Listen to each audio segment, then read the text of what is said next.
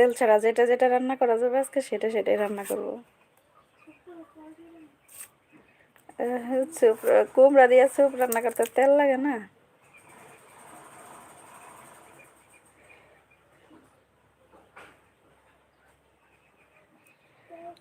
আমার দেশে ফুটফুটি বলে এটাকে। ও আচ্ছা।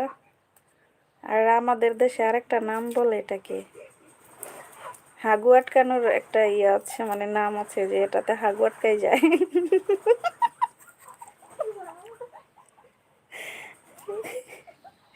হাগু আটকানোর গোটা এটা।